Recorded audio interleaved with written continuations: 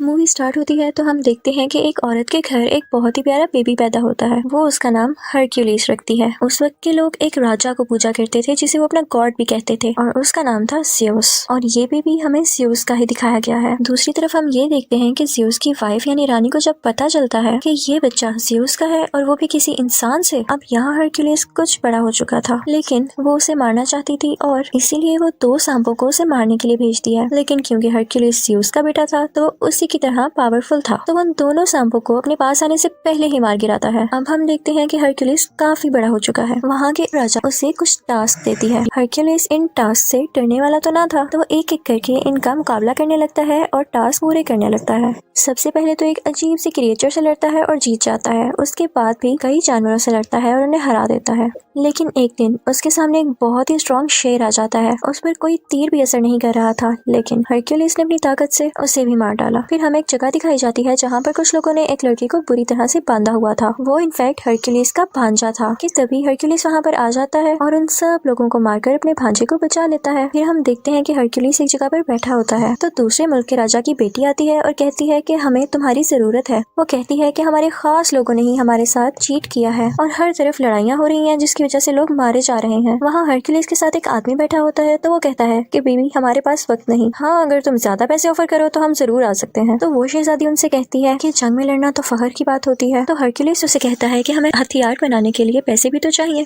तो वो शहजादी कहती है कि मेरे बाबा यानी राजा बहुत अमीर हैं, तो वो तुम्हें बहुत सारा सोना दे सकते हैं। तो हरक्यूलिस मान जाता है और उसके साथ उसके मुल्क आ जाता है। वहाँ पर एक बहुत बड़ा स्टैचू लगा होता है जो कि ज़्यूस की वाइफ का था। तो शहजादी हरक्यूलिस को बताती है कि ये 5 साल में बना। यहाँ पर कोई भी नहीं यकीन कर रहा था कि ये वाकई ज़्यूस का बेटा है, लेकिन उस शहजादी के बेटे के लिए हरक्यूलिस तो कोई हीरो जैसा था। राजा उसे बताता है कि मेरे खास बंदे ने हमसे बगावत यानी चीट किया है और उसके बाद से पूरे मुल्क में लड़ाइयाँ चल रही हैं, इसलिए हमें तुम्हारी मदद की जरूरत है ताकि हम सब कुछ दोबारा ठीक कर सकें। वो उसे ये भी बताता है कि वो एक नॉर्मल इंसान नहीं है बल्कि वो एक जादूगर है और उसे गॉड के अलावा कोई नहीं मार सकता।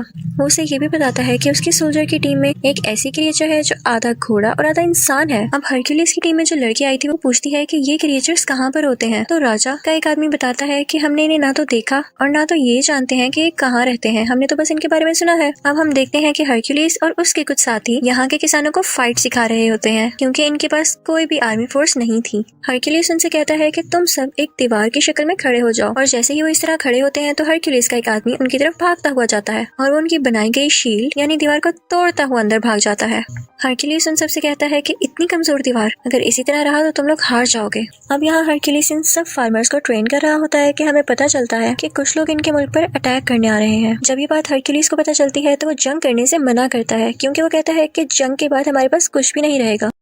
लेकिन वहाँ का राजा कहता है कि हम जितनी जल्दी इन लोगों को खत्म करेंगे उतनी जल्दी ही हमारे मुल्क में सुकून हो जाएगा। अब रात में हम देखते हैं कि शहजादी का वही बेटा जो हरक्यूलिस को अपना हीरो मानता था वो उससे मिलने के लिए आता है। वो उससे कहता है कि मुझे आप बहुत अच्छे लगते हैं और मैं भी बड़ा होकर आपकी तरह ही बनूंगा। यहाँ हम देखते हैं कि हरक्यूलिस किसी जानवर के दांत का लॉकेट अपने गले से उतार कर उस बच्चे के गले में डाल देता है। वो उसे बताता है कि ये मैं अपने बेटे को देना चाहता था लेकिन अब तुम्हें दे रहा हूँ। अब सब लोग उस तरफ जा रहे थे जहाँ पर इन लोगों ने दुश्मन राजा का मुकाबला करना था। रास्ते में ये लोग देखते हैं कि एक जगह पर कटे हुए सर लटके हैं। तो राजा उन्हें बताता है कि वो यहाँ पर हमसे पहले पहुंच चुका था और हमें डराने के लिए उसने यहाँ के लोगों को मार दिया। हरक्यूलिस कहता है कि हम यहाँ से पैदल जाएंगे और सब चलने लगते हैं। लेकिन हरक्यूलिस नोट करता है कि ये डेड बॉडीज आज की नहीं बल्कि कई दिन पुरानी है और ये उनके लिए एक साजिश थी, उनका ध्यान इधर उधर करने के लिए। और तभी हम देखते हैं इनके चारों तरफ एक कबीले के कुछ लोग आ जाते हैं। हरक्यूलिस काफी हैरान होता है कि हम तो इनकी मदद कर रहे हैं और ये उल्टा हमें ही घेरे हुए हैं। फिर हमें पता चलता है कि दुश्मन राजा एक जादूगर था और वही इन लोगों के दिमाग को भी कंट्रोल किया करता था। यहाँ पर ये कबीले वाले हरक्यूलिस और उसकी टीम यानी साथियों पर हमला कर देते हैं। इन सब में बहुत लड़ाई होती है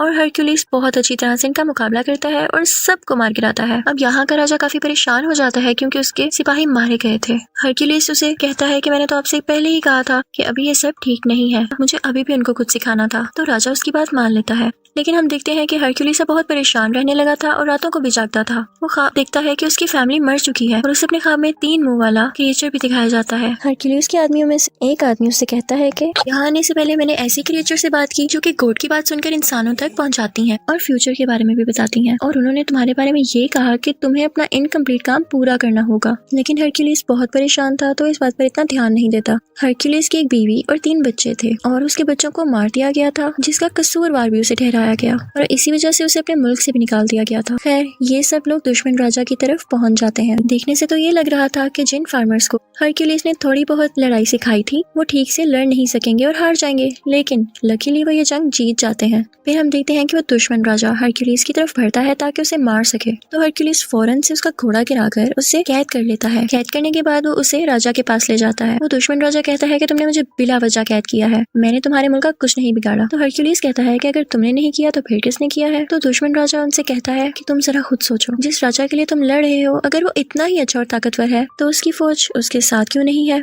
और उसे तुम्हारी क्यों जरूरत पड़ रही है? तुम जिसके लिए लड़ रहे हो वो इंसान ठीक नहीं है। रात को एक इवेंट होता है जिसमें राजा के सर पर ताज रखा जाता है क्योंकि उसने हर जगह कब्जा जो कर लिया था। वहीं पर उसका दुश्मन राजा भी बंधा हुआ था। सब उस पर हंस रहे थे, लेकिन राजा की बेटी यानी शहजादी जब ये सब कुछ देखती है तो उसे बिल्कुल अच्छा नहीं लगता। उसे उस दुश्मन राजा पर बहुत तरस आता है। हरक्यूलिस ये सब कुछ देख रहा था तो शहजादी के पास जाकर पूछता है कि ऐसा क्यों है, तुम्हारी आंखों में उसके लिए रहम क्यों आया? जो सच है तो मुझे बता सकती हो। वो बताती है कि जिस मुल्क का ये राजा है वहाँ का राजा मेरा शौहर था, लेकिन मेरे बाप ने उसे जहर दे दिया और खुद राजा बन गए। और ये राजा जिसे तुम लोग कैद करके लाए हो ये मेरे शौहर का खास आदमी था और इसीलिए वो मेरे बाप के खिलाफ हुआ और जंग शुरू होने लगी। वो कहती है कि इस समय उस दुश्मन राजा का कोई कसूर नहीं, बल्कि वो तो हमारा दुश्मन है भी नहीं। इस सब के पीछे मेरे बाप का हाथ है, लेकिन मैं अपने बाप के सामने इसलिए कुछ नहीं बोल सकी क्योंकि मेरा एक छोटा सा बेटा है जो कि अभी उनके कंट्रोल में है।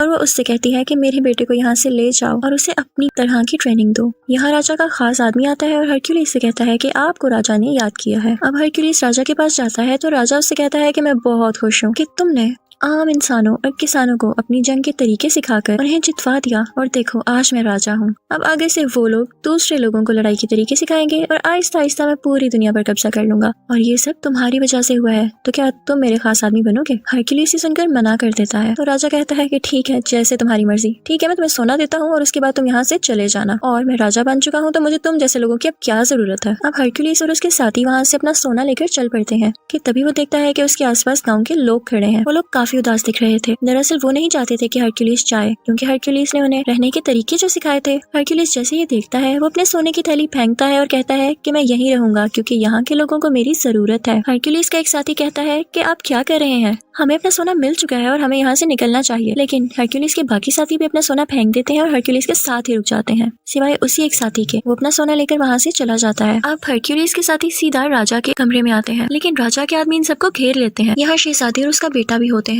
अब राजा का खास आदमी उसे बताता है कि आपकी बेटी हरक्यूलिस को कह रही थी कि मेरे बेटे को अपने साथ ले जाओ। ये सुनते ही राजा अपनी बेटी से उसके बेटे को छीन लेता है। यहाँ पर राजा का एक आदमी हरक्यूलिस पर अटैक करता है जिससे वो बेहोश हो जाता है और जब उसे होश आता है तो वो देखता है कि वो बड़ी बड़ी जंजीरों से बंधा हुआ है। और तभी वहाँ पर उस मुल्क का राजा आ जाता है जहाँ पर हरक्यूलिस बड़ा हुआ था। हरक्यूलिस ने हमेशा उसका साथ दिया और उसके लिए कई जंगें लड़ी, लेकिन यहाँ पर इसने भी चीट किया और उसी बुरे राजा के साथ एग्रीमेंट कर लिया कि हम मिलकर दुनिया पर कब्जा करेंगे। वो अपने साथ 3 भेड़िए भी लाया था और उनकी आवाज बिल्कुल वैसी थी जैसी हरक्यूलिस को ख्वाब में आया करती थी। वो सोचता है कि जब मेरी बीवी और बच्चों की डेथ हुई तब भी सेम ऐसी आवाजें मुझे आती थी, तो इसका मतलब इसके पीछे भी इन्हीं का हाथ था। हरक्यूलिस उनसे पूछता है कि आखिर तुम्हारा ऐसा करने के पीछे वजह क्या थी? तो उस मुल्क का राजा जहाँ हरक्यूलिस बड़ा हुआ था वो हरक्यूलिस से कहता है कि मुल्क के राजा हम थे, लेकिन तुम्हारे कारनामों और बहादुरी की वजह से सब लोग तुम्हारा नाम क्यों लेते थे? हमारे पास इसके अलावा और कोई ऑप्शन ही नहीं थी और हम तुम्हें भी नहीं मार सकते थे, और हमने इल्जाम भी तुम पर इसीलिए लगाया था कि उस मुल्क के लोग तुमसे नफरत करने लग जाए और सिर्फ हमारा नाम लें। ये सुनकर हरक्यूलिस को बहुत गुस्सा आता है, लेकिन जंजीरों से बंधा होने की वजह से वो नहीं हिल पाता।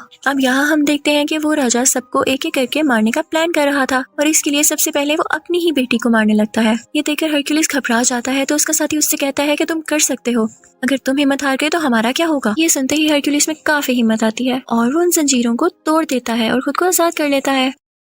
वो फौरन भागकर उस शहजादी के पास जाता है और उसे बचा लेता है। अब वो 3 भेड़िए हरक्यूलिस की तरफ आते हैं और उस पर अटैक कर देते हैं, लेकिन हैरानी की बात यह है कि वो उन तीनों को मार देता है। वो अपने साथियों को और उस बेचारे राजा को, जिसको ये लोग दुश्मन समझ रहे थे, आजाद कर देता है। अब वो दोनों बुरे राजा यहाँ से भाग गए थे, लेकिन हरक्यूलिस किसी तरह से उस राजा को पकड़ लेता है जिसके मुल्क में वो बड़ा हुआ। वो उसे उसी के खंजर से मार देता है, बिल्कुल उसी तरह जैसे उसने इसकी फैमिली को मारा था। इसके बाद वो अपने साथियों को लेकर महल चला जाता है। वो देखता है कि राजा बहुत ज्यादा फौज के साथ खड़ा है और और एक आदमी ने शहजादी के बेटे के गले पर खंजर रखा हुआ है। राजा हुक्म देता है कि इस बच्चे को मार दिया जाए, लेकिन तभी वो आदमी वहाँ पर आता है जो हरक्यूलिस का साथी था और सोना लेकर वहाँ से चला गया था। वो फौरन से तीर से उस आदमी को मार देता है जो कि उस बच्चे को मारने वाला था। वो सब उस छोटे बच्चे को बचा लेते हैं, लेकिन अब उस दुश्मन राजा की पूरी फौज इन पर अटैक करने लगती है। हरक्यूलिस भी बराबर इनका मुकाबला करता है। इसी दौरान हरक्यूलिस के एक साथी की डेथ हो जाती है क्योंकि वो बहुत जख्मी हो चुका था। अब उस राजा की बाकी फौज भी इनकी तरफ बढ़ रही थी, लेकिन हम देखते हैं कि हरक्यूलिस के आदमियों ने बिल्कुल वैसी ही दीवार यानी शील्ड बनाई हुई थी जिसको तोड़ना नामुमकिन था। हरक्यूलिस वहाँ पर देखता है कि ज़्यूस की वाइफ की वहाँ पर बहुत बड़ी स्टैचू है। जैसे ही उस राजा के सोल्जर्स ऊपर आ रहे होते हैं तो हरक्यूलिस उस स्टैचू को नीचे की तरफ गिरा देता है। वहाँ से सब सोल्जर्स वापस आना शुरू कर देते हैं। जब राजा ये सब देखता है तो अपने सोल्जर्स पर गुस्सा होता है कि जाओ हरक्यूलिस को मारो, लेकिन तभी स्टैचू उस पर आकर गिरता है और वो राजा मारा जाता है। और राजा के सब सोल्जर्स और बाकी सब लोग भी हरक्यूलिस की ये बहादुरी देखकर उसके सामने झुक जाते हैं। लोग अभी भी नहीं जानते थे कि ये वाकई ज़्यूस का बेटा है भी या नहीं, लेकिन ये जरूरी नहीं था क्योंकि वो इतना ज्यादा बहादुर और ताकतवर था कि इस चीज ने उसे आम लोगों से ऊपर कर दिया था। वो लोगों का ख्याल भी रखा करता था, इसीलिए सब लोग हरक्यूलिस की तारीफ करने लगे थे और यहीं पर कहानी की एंडिंग हो जाती है। Thank you for watching.